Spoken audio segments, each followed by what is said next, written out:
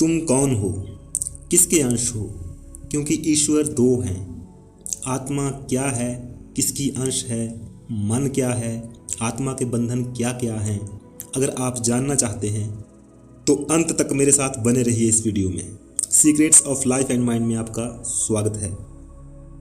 एक ईश्वर वो है जो इस सृष्टि को चलाता है, जो हमें पैदा करता है, हमें जन्म देता है, अर्थात शरीर को पैदा करता है और हमें मृत्यु देता है, हमारे सारे कर्मों का फल हमें देता है और सारा हिसाब किताब रखता है, जो हमारा प्रारब्ध बनाता है और अच्छे और बुरे कर्मों के हिसाब से हमें स्वर्ग या नरक देता है।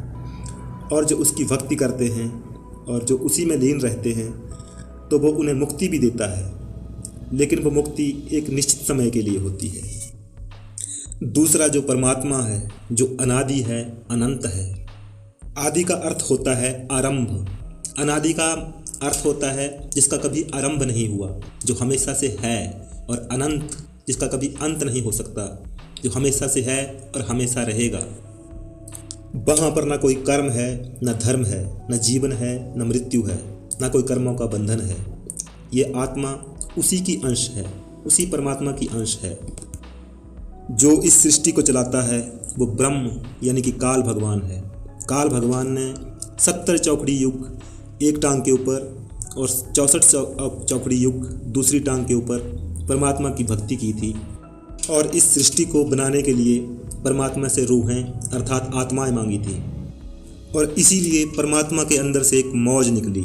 जैसे समुद्र में लहरें होती हैं, वैसे ही परमात्मा के अंदर से एक लहर उठी और उसी लहर से पूरी सृष्टि का निर्माण होता चला गया और उसी लहर से आत्माएं इस सृष्टि में उतरी। लेकिन इस सृष्टि में आते समय कई आत्माओं ने परमात्मा से प्रार्थना की कि हम आपसे जुदा नहीं होना चाहती, हम आपको छोड़कर नहीं जाना चाहती। तो परमात्मा ने उनसे कहा कि तुम इस सृष्टि के खेल में भाग लो, और जब तुम मुझसे मिलना चाहोगी, मेरे पास आना चाहोगी, तब मैं तुमको लेने के लिए आऊँगा। लेकिन उसी वक्त काल भगवान ने एक शर्त रखी, एक वरदान परमात्मा से मांगा कि आप जब भी आत्माओं को लेने के लिए इस सृष्टि में आओगे तो आपको एक तो इसी सृष्टि के नियम के हिसाब से मनुष्य रूप लेकर आना पड़ेगा।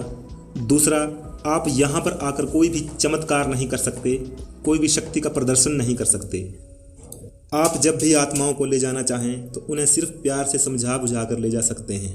अगर आप शक्ति रूप में आएंगे और अपने असली रूप में अगर आएंगे तब तो मेरी सृष्टि ही खत्म हो जाएगी, मेरा राज ही खत्म हो जाएगा।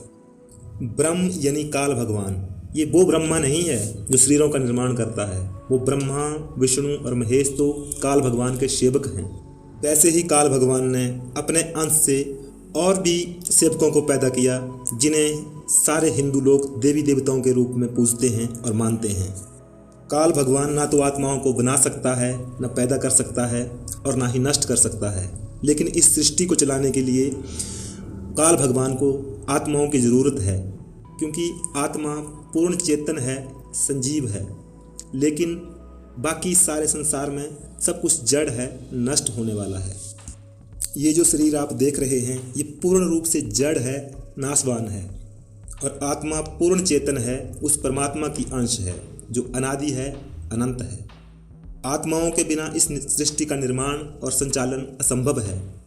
इसीलिए काल भगवान नहीं चाहता कि मेरी सृष्टि से, मेरे राज्य से कोई भी आत्मा बाहर जाए। इसलिए उसने आत्माओं के ऊपर बहुत से बंधन लगाए हुए हैं, आत्माओं को बहुत से बंधनों में बांधा हुआ है। अब काल भगवान ने आत्माओं को रोकने के लिए, ताकि आत्माएं इस सृष्टि से काल भगवान के राज्य से बाहर न जा सकें, क्या क्या बंधन लगाए हुए हैं, आइए जानते हैं। हर एक आत्मा के ऊपर सबसे बड़ा बंधन है मन का। मन तरह तरह की इच्छाएं पैदा करता है और आत्मा को इस सृष्टि में उलझा कर रखता है। मन ब्रह्म यानी कि काल भगवान का अंश है, ना तो ये पूर्ण रूप से जड़ है और ना ही पूर्ण रूप से चेतन है। मन के बाद आत्मा के बंधन हैं माया, उसके बाद बुद्धि, 25 प्रकृतियाँ, 3 गुण, सत्वगुण, रजोगुण, तमोगुण, 5 तत्व, पृथ्वी, जल, अग्नि, वायु, आकाश, 5 विकार, काम, क्रोध, लोभ, मोह, अहंकार, और 3 शरीर दिए हैं, कारण शरीर, सूक्ष्म शरीर और स्थूल शरीर। स्थूल शरीर ये है जो बाहर हम देख सकते हैं और जिससे हम इस सृष्टि में चलते फिरते और सारे काम करते हैं। जब स्थूल शरीर नष्ट हो जाता है तो उसके बाद अंदर सूक्ष्म शरीर चलता है और सूक्ष्म शरीर से सारे कार्य और काम होते हैं। उसके बाद आता है कारण शरीर, लेकिन वहाँ तक लगभग सभी आत्माएं पहुँच ही नहीं पाती हैं।